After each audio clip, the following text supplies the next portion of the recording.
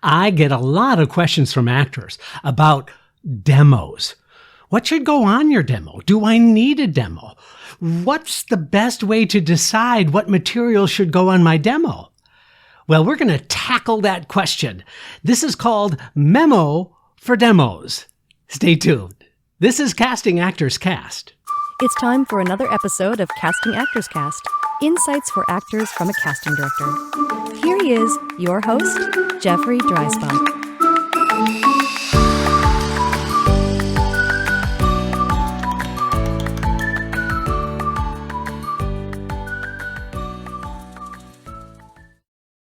Well, hello and welcome to today's episode of Casting Actors Cast. I'm casting partner Jeffrey Dreisbach with the McCorkle Group in New York City. How are you? Hope you're having a good day. I'm having a really good day. Excited to share with you about demos. I'm going to try my best in a very short period of time to give you as much information as I can about demos. You know what? We're still in a strike. The SAG-AFTRA strike is still going on. But I think it's really valuable to have many ducks in a row, because when that strike is over, and I promise you it's going to get over, it's going to get done, it's going to be resolved, you need to be ready. And one of the ways that you can be ready is to really analyze and take a look about the material that you feel may or may not be right for putting a demo together. After all, if you're looking for an agent or a manager, casting directors will often ask for a demo, so wouldn't it be a good idea to know what works and perhaps maybe even what doesn't work? But first, this is that moment of the podcast where I get to say thank you so much for tuning in. I invite you to check out the website, castingactorscast, alloneword.com. There you're going to find a lot of information about the podios, the podcast videos. You can check us out on YouTube as well. Casting Actors Cast channel on YouTube. But listen, if you go to the website, there's a form that says dive into the talent pool. And if you do that, it's going to open up some freebies for you. It's a book that I wrote on voiceover work called Conversation Pieces Out of the Studio, the voiceover workshop for professional actors. There's also a free, absolutely free 20-minute video you can play right there called Casting Secrets, What They Don't Tell You. And I'm going to tell you in this free 20-minute video, all I want to do is to grow and develop a like-minded audience of actors who are interested in the up-to-date information and to be a community of like-minded folks that are really interested in expanding our knowledge together. That's the whole point of doing this. And now my shout out to my good friends at Actors Connection, actorsconnection.com/New York. Hello to my good friends Colleen and Tony. Please check out actorsconnection.com for classes and workshops and seminars, all kinds of great stuff going on at actorsconnection.com/New York. All right, let's jump into this memo for demos. So this is my memo to you as you start evaluating what should be on your demo. Perhaps you might even have put something together.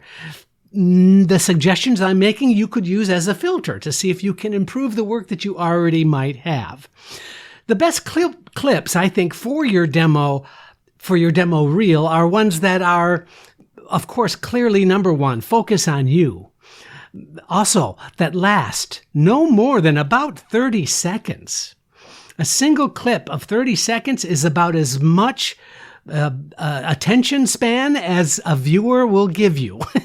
And so that's why you really want to evaluate how long is that particular clip. Now, you want to assemble several clips together. You don't really need more than a minute, maybe two max if you have a lot of excellent work. Number 3, have a clear beginning, middle, and end in your demo, in the scene, individual scene choices that you have. And number 4, have as many high production values in any clip that you choose. The higher the production value, the better off that demo looks and feels for the viewer.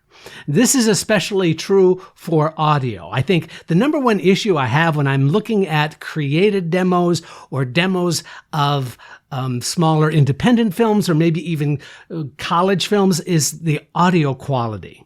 So I think you should look for scenes which really show how do I say this? Well, I'm going to tell you.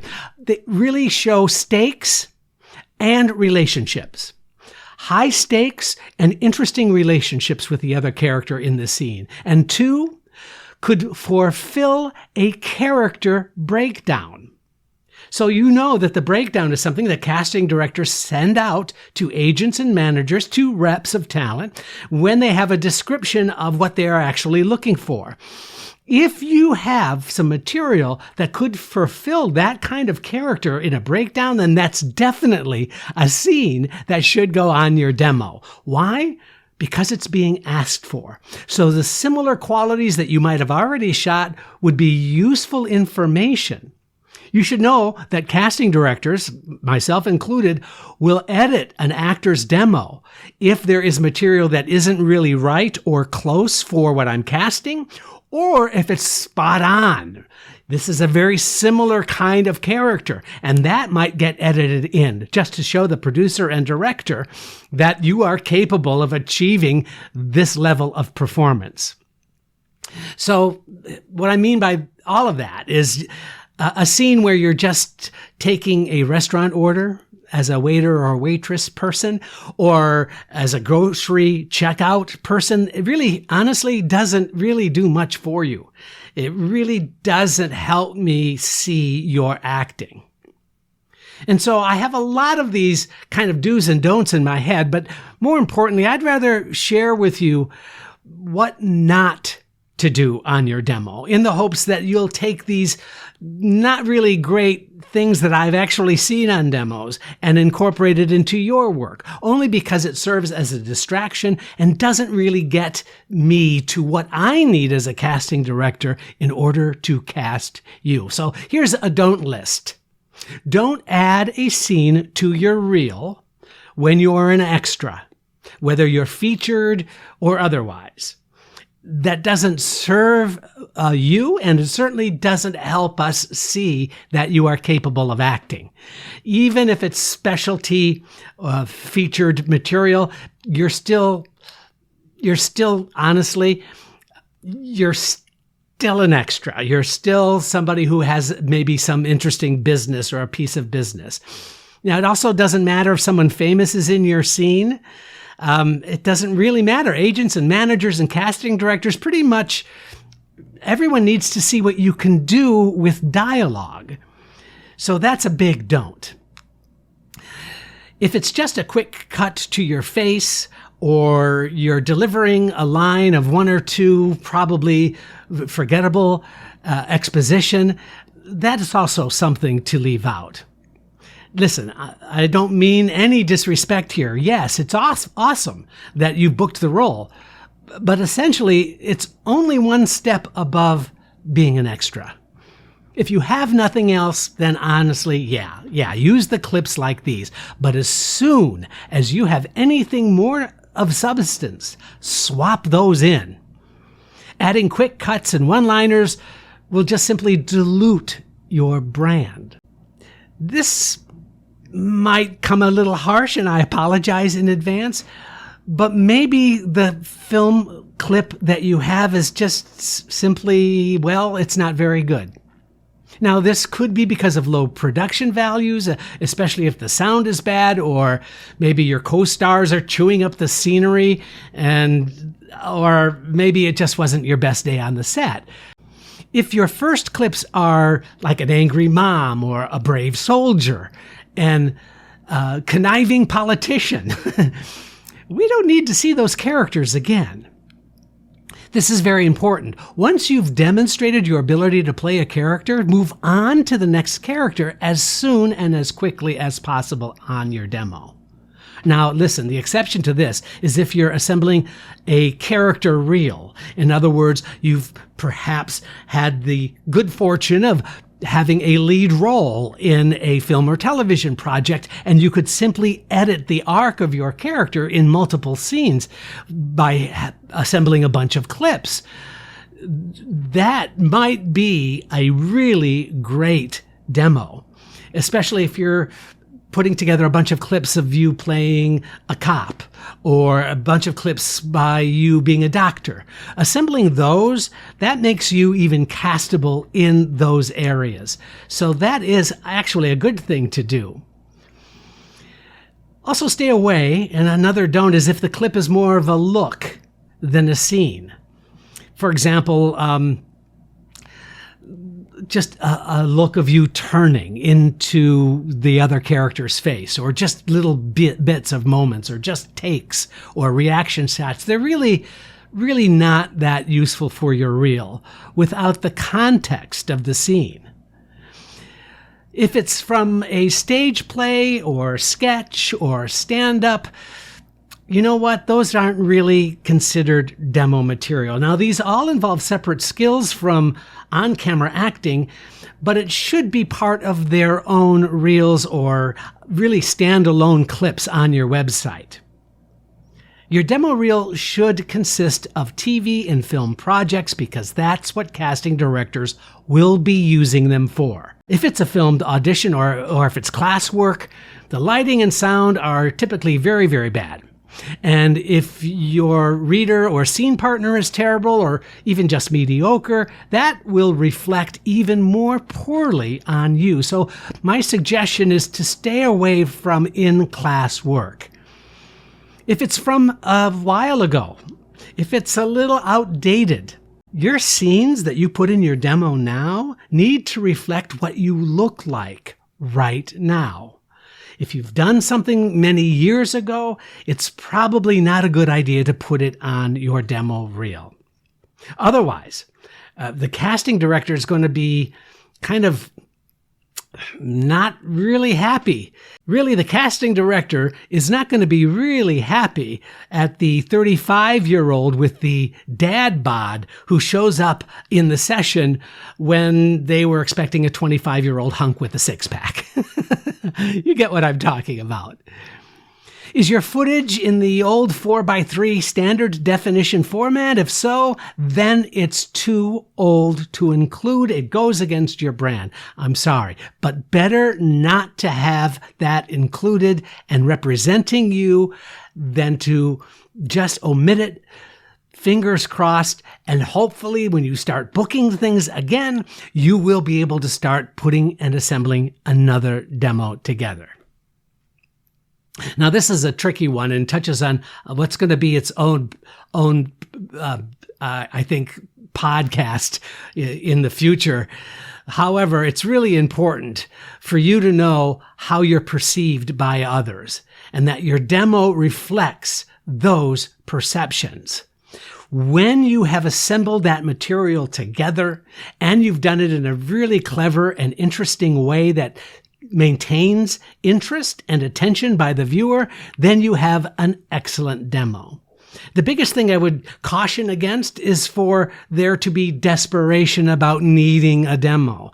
I believe quite sincerely that the demo is just a one kind of tool in your toolkit. It is not the answer to your prayers as far as representation is concerned or as far as future bookings are concerned. Here's why. Most of the time and most of the projects that we are casting, for example, the film projects, even though many are on hold, we are working on some projects that have received waivers from SAG-AFTRA. So we are actually still casting some film, and of course theater is still going on. But in reality, it's so much easier for us to send you a scene that you do as a self-tape than it is to take the time to scrutinize a demo that doesn't really, butter the bread. And so that seems to be much more valuable for a casting director. It's not that we don't appreciate you've done professional work, but it's really kind of important that you have work that reflects who and your technique as an actor now. That makes much more of an impact. And suffice it to say that we are happy to send you, if we're interested in working with you, sending you sides that you put as a self-tape together. And that is also why I think it's of vital importance to make sure your self-tape The way that you shoot your audition scenes is as good as you can possibly make it. So I know this is about demos and the what not to do on a demo, but equally important is the alternative is a really well-constructed audition from the project that the casting director is actually working on. Consider this as well. Even though a lot of agents are not looking for new talent right now, if the agent happens to say, well, do you have a reel? Because that's kind of a standard default question now. You could say, I've got something even better. I have my most recent audition with the casting director for this film project. I'd like to show you. No decent agent is going to refuse that. Just don't say it's a demo reel. Say, this is my most recent self-submission for a film project from this particular casting director. And guess what? That's going to get the same kind of attention that you would get as if you had a first-rate reel. Now, I'm talking about if you're pursuing getting representation. So something to consider. Finally, auditions and classwork should not go on your website unless you have permission to use that material. In other words, if it's a film project, it's a new film project, don't put that on your website as an audition and then call it a demo reel.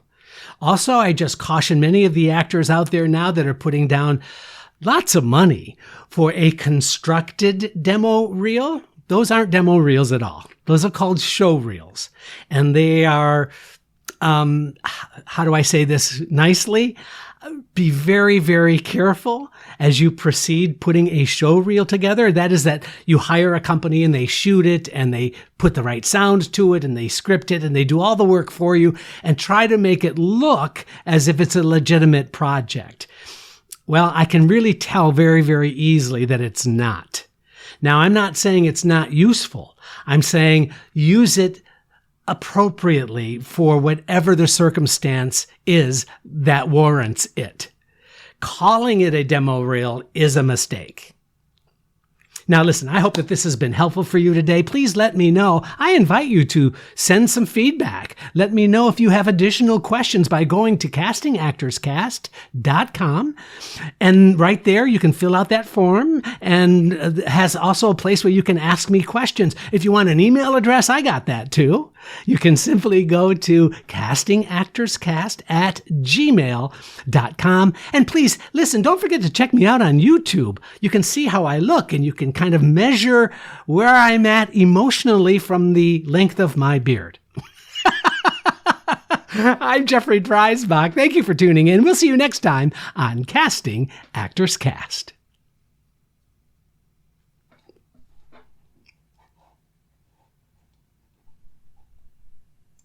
Recording stopped. Thank you for joining Casting Actors Cast. I'm Megan Grace Martinez.